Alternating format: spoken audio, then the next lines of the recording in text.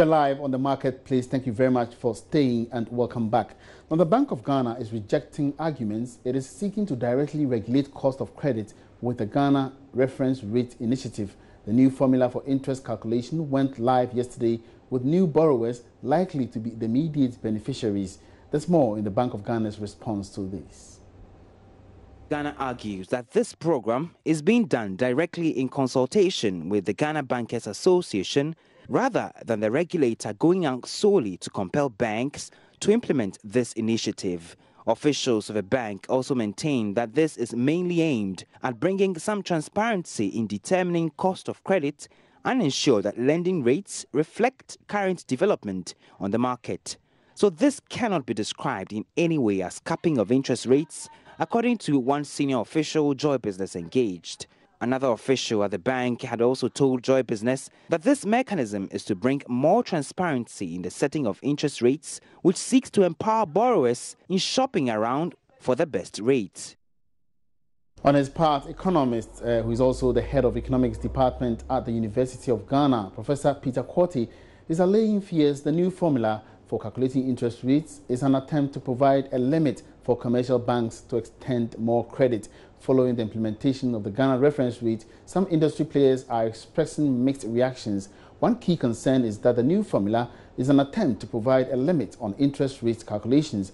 But according to Professor Peter Quartey, the regulator's move will go a long way to eliminate high default rates among banks. For me, the good side of it is bringing transparency in the way interest rates are determined, because you find banks hiding behind the high default rates and high cost of doing business and charging customers high rates, yet they also go ahead and post high profits at the end of each year. But this is not an attempt to cap interest rate, because Kenya did it. They were trying to cap, it didn't work, it backfired. So I don't think Ghana would do the same, but rather make the system transparent.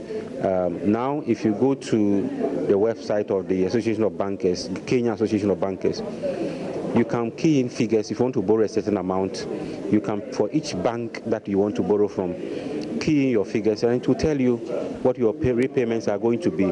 Clearly, I can decide that based on this information, I will borrow from Bank A or Bank B. The next step is for all the banks to put in a software or on their website or their mother association, all the banks, a formula for us to determine if I'm to borrow, this is how much, given my profile, this is how much I will be repaying. And I think it will be good for business. So talking about how much, 16.8% reference rate as it stands now, for you, is it good enough? That's the base. So yes, the base is good. Then they cannot compete and decide how much risk they are adding to the base rate. So if you go look at your risk profile, if you're a small-scale borrower or you're a micro enterprise and you go and borrow, your risk might be higher than if a company like Unilever or a bigger company will go. So I think it's a good reference rate. And in another development, economist Dr. Eric Osesibe says even though the Bank of Ghana's move to control interest rates is laudable, the regulator must equally put in measures to increase savings rates in the country to stimulate more confidence in the banking sector. Dr. Sibe explains commercial banks rely heavily on borrowing by the public and businesses to on-lend to other creditors, and therefore the need to enhance a savings culture. Dr. Sibe was speaking in an interview at the release or at the sidelines of the release of IEA 2017 Business Confidence Survey results here in Accra. I mean, what we are saying is that, the banking sector should make sure that savings, are attractive. People should see savings as a good alternative for storing value. But as it were, you look at the spread between the saving rate and then the lending rate is so wide, which doesn't make, savings attractive. So one of the things that we're encouraging the central bank to do is that much as it's focusing on lending rate, coming out with a regulation, what it calls the reference rate. It used to be the base rate. Now it has come out with a formula for determining the reference rate. It should also move into the direction of saving rates, all right, to try to have some kind of benchmark to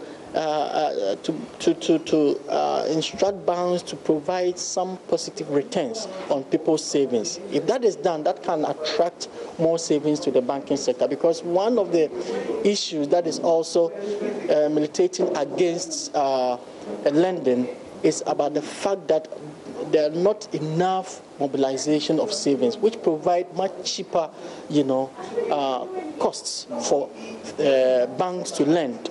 Banks have to rely on fixed deposits and on borrowing in order to lend, and that is very expensive. But saving is very cheap for banks. If more people are saving, one, the banks will have enough ability to give out more loans, and two, the cost of borrowing will also come down significantly. So there should be a national mobilization, there should be a national campaign to encourage more people to save. Our saving rate in this country is far too low, and that explains why there's huge financing gap, and government have to borrow, and we also have to depend so much on external investors and FDI to come. Okay, that is a problem. What is happening in the banking sector? Some kind of instability, some microfinance institutions collapsing, and people not able to get their deposits, and some banks going down, and all of that. I think they all kind of discourage more people to save. So I think the prudential supervision of the central bank should be strengthened, to making sure that the people have enough confidence in the banking sector so that they can also put their money, save more, and the banking sector will have enough money to on-lend. Dr. Sibe has also been sharing his thoughts on reasons why businesses are not employing enough workforce, despite the fact that there are some favorable economic indicators for business success. In recent times, the dwindling inflation rate pattern, coupled with falling policy rates, as well as relative stability in the cedi and some tax removals, are giving a positive business outlook. Unfortunately, the level of employment continues to rise. Dr. Sibe thinks businesses must concentrate on labor-driven jobs rather than the service sector that is more technologically oriented. What is really explaining that why businesses are not ready to employ more people? It could mainly be that most of these investments, are going into the services sector, which is much more technological driven, and so there's not much hand that is needed. So we are actually recommended that government should make sure that the investments that are coming in and new investments should go into the highly labor-intensive sectors like the manufacturing sector and the agricultural sector, which has the potential to generate more jobs.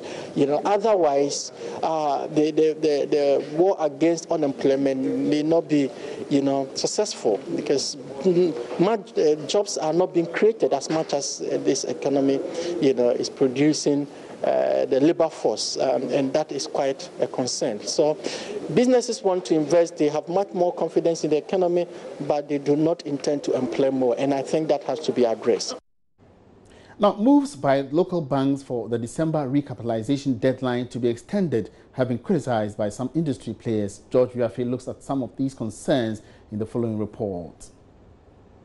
The local banks are said to be seeking President Akufo-Addo's intervention to push for the December 2018 deadline to be extended to 2022. According to the Daily Graphic, they argue the current structure, if implemented, could lead to their collapse. This appeal was contained in a letter by these banks calling themselves the Association of Indigenous Universal Banks. But for those who are against this move, they argue it could send signals that political pressure can always be brought on the central bank governor when a regulatory action doesn't favor a bank. Or let's say the president can always intervene on a banking regulation issue, which might not be good for the supervision of the banking sector. They also maintain that it might not be in the regulator's interest to have different set of laws for local banks as well as foreign banks in the country. Our sources close to the Bank of Ghana maintain that they remain resolute with this regulatory directive in terms of increasing the minimum capital requirement from 120 to 400 million Ghana cedis by December 2018, an indication that the directive would not be reviewed. It's live on the marketplace. Now turning our attention to one of the interesting stories on board today. The Bank of Ghana is warning the public not to deal with an unlicensed microfinance company, WiseLink. The central bank says anyone who does business with WiseLink Microfinance Limited does so at his or her own risk, and that the Bank of Ghana will not be liable for a refund of any deposits lost by the depositor. Now, George Riafe has been following this particular report. He's joined me here in the studio to tell us more. Now, George, what do we have or what do you know about this company? So from the Bank of Ghana, what we understand is that they've actually closed down the offices of this company. They have offices at Ofankor, Dobro in the eastern region, one in Takrady as well as in the Ashanti region right now, and they've closed off these offices. We understand that the directors of these companies, including the owner, are assisting the police with investigations. Also, what we have picked up is that they are making the necessary or fast-tracking the investigations to possibly prosecute them, and what the Bank of Ghana is pushing for this thing to be done, because it more of use them as a scapegoat to ensure that other microfinance companies that are out there and do not have the license are still not allowed to operate in the system. Don't forget that last month the Bank of Ghana came out with a list of companies that are in good standing. That was just about a little over 200 or so. But we picked up, or industry sources say that is more than that. So lots and lot of companies out there that are still operating without the Bank of Ghana's line. The interesting thing about this company in particular was that they had a forged Bank of Ghana serial number. Actually, a certificate of incorporation, a certificate to commence business, all of them are fixed or posted in their offices to tell the public that they have been licensed by the Bank of Ghana. But the Bank of Ghana is saying that they haven't issued any license to this company to operate as a microfinance, and they were even taking deposits. That's serious, but since when has this company been operating? It looks like it's quite for a long time, but this thing just happened some few weeks ago. So it means that it looks like, from what we are picking up, they have mobilized enough deposits. But the good thing, or the good news, is that the accounts have also been frozen. So they are still doing the necessary investigations to establish whether Mr. Yafe was on the list, how much you deposit with them, and look at how they can also get your money to you. And that is what the Bank of Ghana is doing right now. But what they've resolved is that, can we use these directors as a scapegoat to tell other microfinance companies out there that we mean business and we are committed to ensuring that this sector is protected? Who are some of the owners of this? These are not power. One, we know that it's owned by a certain Reverend Minister, and then that is all we can say in terms of those directors that they've given their names out. And he is the owner. We understand that he might be on the run as we speak right now, so the police are looking for him to grab him and take the necessary actions against him, but possibly they'll be going to the courts very soon on this particular issue, I think. And what is the Bank of Ghana doing? Because it looks like there are other, miscreants in the system. I think that for them, they thought that by putting out those in good standing, it could force other microfinance companies to, again, go down, or even force the public that, okay, these are the companies in good standing, so just deal with them. But it looks like that one is still not working. There are people out there who are engaging. So if you have a company forging a Bank of Ghana certificate and placing it in the office, I mean, what else can I do if I walk into that office and I see that there's a forged certificate, it has a serial number, it has a date and all that. So it looks like the Bank of Ghana still has to do more in trying to convince the public. Maybe just giving the names that these are. What about those who are out there and are not in good standing? Let's release the name as well to the public. Make it available in the dailies, My Joy Online, and the other media outlets to ensure that everybody gets to know those institutions not in good standing. Thank you very much, it's good that you George. tell me you don't have your money, because it's not phone call around here as well. Just a coincidence. Thank you very much, George Riafe. And George Riafe has been bringing us up to speed with the decision by the Bank of Ghana to close down, or to warn the public not to deal with a microfinance company located around Ofankor here in Accra, which goes by the name WiseLink Microfinance Limited. Let's now move on. And President of Imani Center for Policy and Education, Franklin Kujo, has criticized the tax identification number policy, describing it as absurd.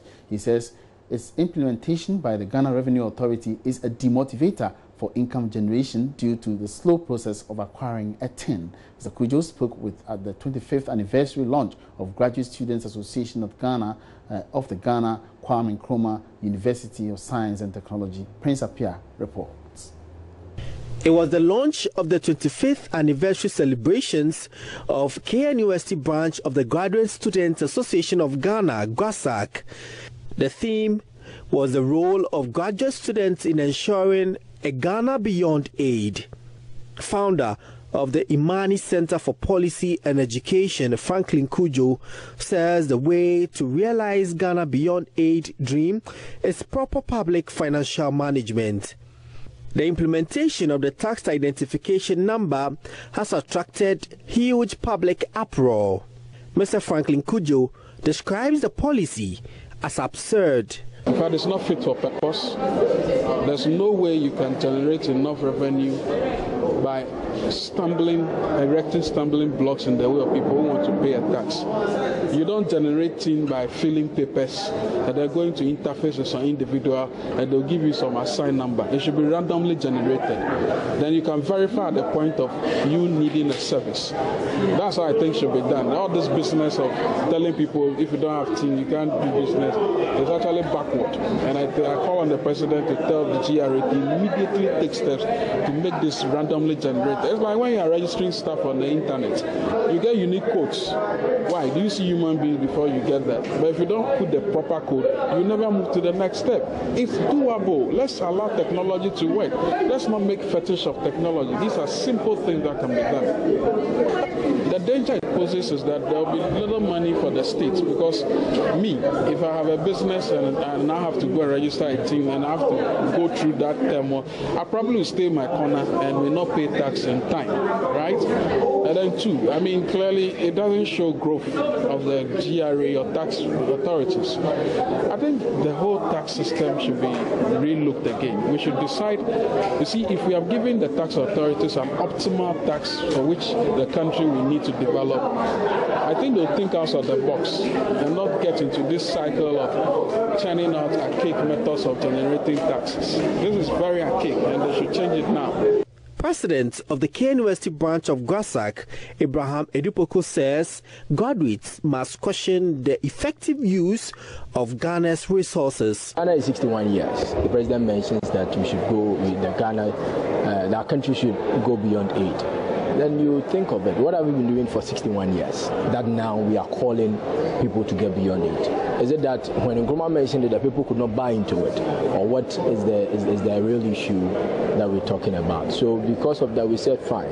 As postgraduate students, we believe that the future lies within us. Whatever being the case, the future president, the ministers, all of them will come be among crops of people like us. So why don't we prep our people towards that? What are we doing today? What has happened in the past? And what is the future holding? And that is why sometimes we need to understand what informs the decisions we are taking today. Why is government saying one district, one factory? Why is government saying one village, one dam? Is it doable? How? What research are we having? What data are we having? Research is all about information. And information helps make informed decisions. Prince Apia reporting. Now, Ghana's leading indigenous pharmaceutical company, Economist Limited, has opened a new scientific manufacturing plant to help meet the growing demand for pharmaceutical products in the country. The establishment of the plant is expected to place the company as a leading pharmaceutical firm in West Africa. The Chamber of Commerce and Industries has been touring the plant to familiarize itself with activities there. Charles Aite is taking part in the tour and has been speaking with the CEO of Economist Limited, Ernest Sampong, who believes this move will place more pressure on government to secure regional markets for Ghana's pharmaceutical industry. Joined by the Chief Executive, that's Mr. Bediako Sampong, Ernest Bediako Sampong, the face behind Ernest Chemist, to help us understand doing business in Ghana, the pharmaceutical industry, and challenges, and as well the future. Hello, sir, and many thanks here on Marketplace. So first of all, thank you for coming. Thank you. How has it been like for you, a pharmacist venturing into the pharmaceutical industry here in Ghana? Yes, I'm proud to be a pharmacist. At the same time, owning my own manufacturing company. Yes. So how has the journey been like for you? How has the journey been like? Any challenges? Yeah, it's not been smooth at all. It's not been smooth because we started production somewhere 2001, 2002, when there was a hiccup in the economy. And that's 2 years earlier, there was a steep devaluation of our currency. That is, the cedi depreciated against the foreign currencies. The dollar, it was 2,000 cedis to a dollar.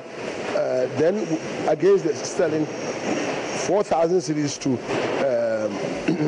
4,000 cedis to a pound, dropping to 8,000 cedis to a pound. And with the dollar, it was 2,000 cedis to the dollar, dropping to 4,000 cedis to a pound. And it made business very, very, difficult for us because...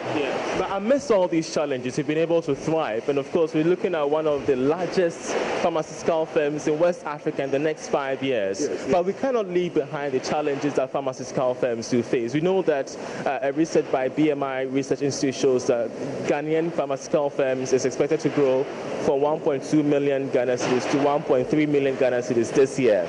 What do you think are the challenges? Yes, at the moment, the most pressing issue is accessing credit.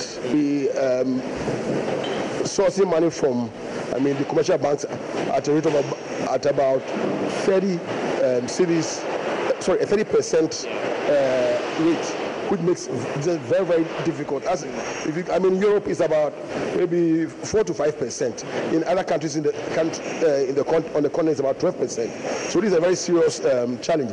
At the same time, infrastructure, because to put up a factory on your own, you need to get your own land, which is very, very difficult to come by because with our new factory, we went to court for about 7 to 8 years. Someone has sold the piece of land to another company. So you have to go to court and contest all these things. And all these factors, of course, are also even documented in the Doing Business in Ghana report by the World Bank. Of course. So these are... And that was my colleague Charles Aite interacting with the CEO of Economist Chemist Limited, Ernest Bidiako Sampong.